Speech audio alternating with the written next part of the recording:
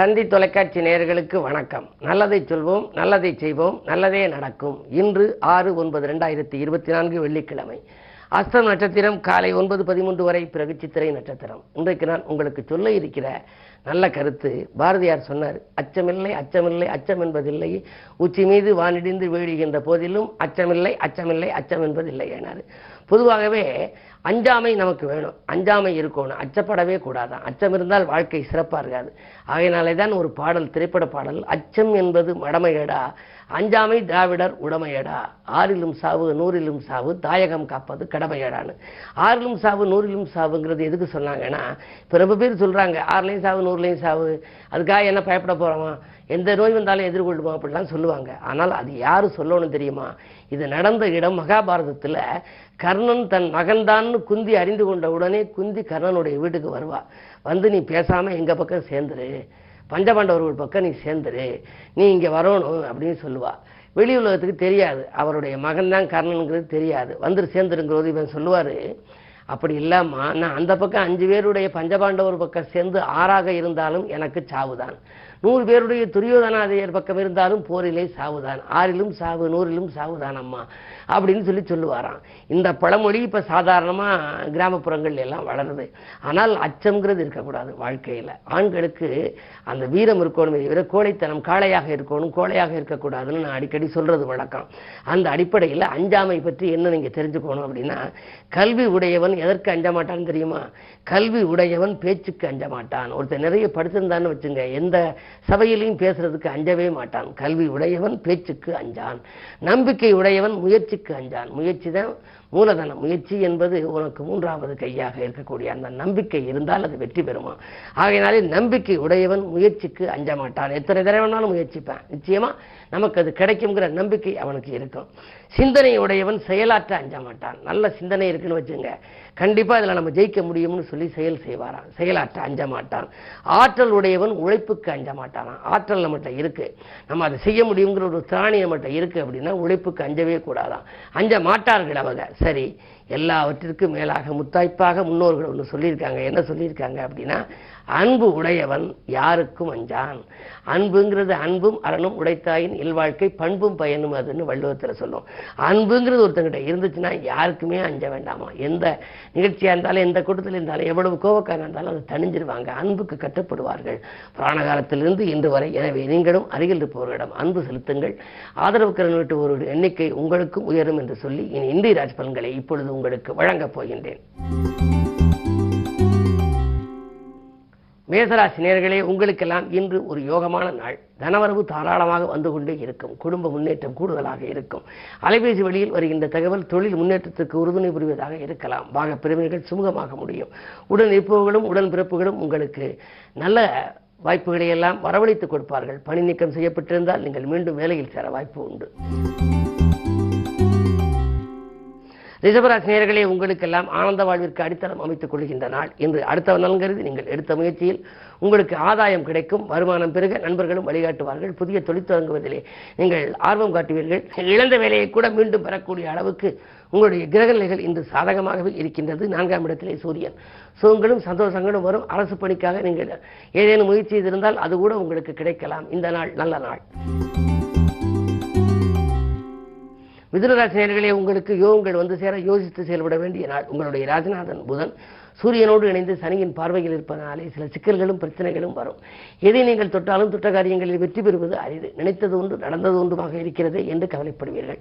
வரவை காட்டிலும் செலவு கூடும் என்று பொறுமையை கடைபிடிக்க வேண்டும். அப்பொழுதுதான் வாழ்க்கை தேவையை நீங்கள் பூர்த்தி செய்து கொள்ள இயலும். கடகராசி நேயர்களே, அஷ்டமத்து சனியின் ஆதிக்கம் மேலோங்கி இருக்கிறது. எனவே பொது வாழ்வில் ஈடுபட்டவர்களுக்கு புதிய திருப்பங்கள் ஏற்படும். நினைத்தது ஒன்று நடந்தது ஒன்றுமாக இருக்கும். முன்னேற்ற பாதையில் முட்டுக்கட்டைகள் அடுக்கடுக்காக வந்து சேரலாம். பயணங்களை கூட நீங்கள் தள்ளி வைப்பது நல்லது.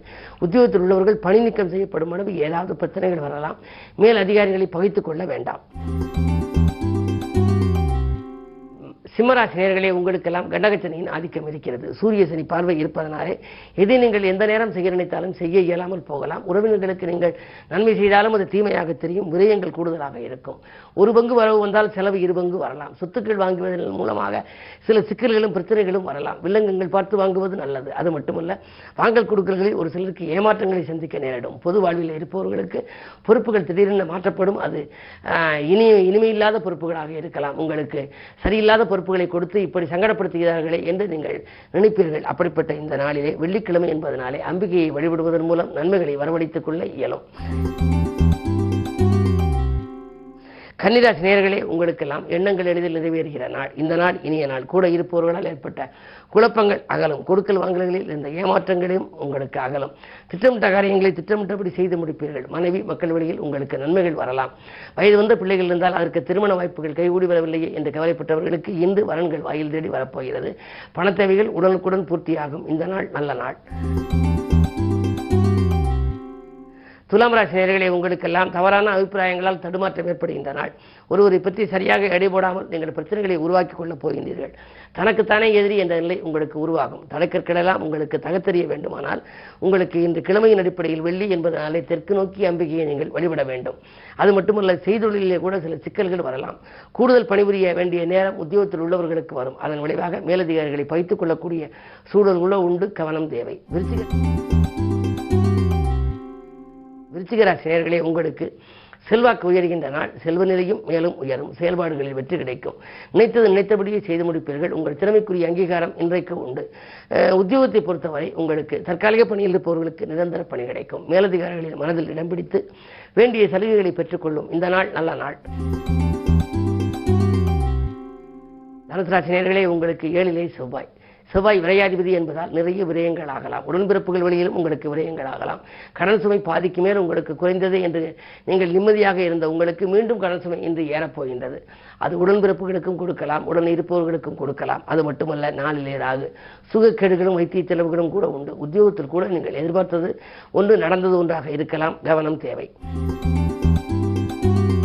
மகர ராசி நேயர்களே, குரு பார்வை இருக்கிறது. இருந்தாலும் கூட யோகங்கள் வந்து சேர வேண்டுமானால் ராஜநாதன் சனி வலுவாக இருக்க வேண்டும். இப்பொழுது வக்கிரமாக இருப்பதனாலே ஆரோக்கிய தொல்லை உண்டு. மருத்துவ செலவுகள் வரும். உறவினர் வருகையால் திடீர் திருப்பங்கள் உங்களுக்கு ஏற்படலாம். நினைத்தது ஒன்று நடந்தது ஒன்றுமாக இருக்கும். வருமானத்தை காட்டிலும் செலவு கூட இருக்கிறது என்று கவலைப்படுவீர்கள். பயணங்களை திடீரென மாற்றுவீர்கள். உத்தியோகத்தில் கூட உங்கள் சக பணியாளர்களிடம் உங்களுடைய உயர்வை பற்றி பகிர்ந்து கொள்ள வேண்டாம்.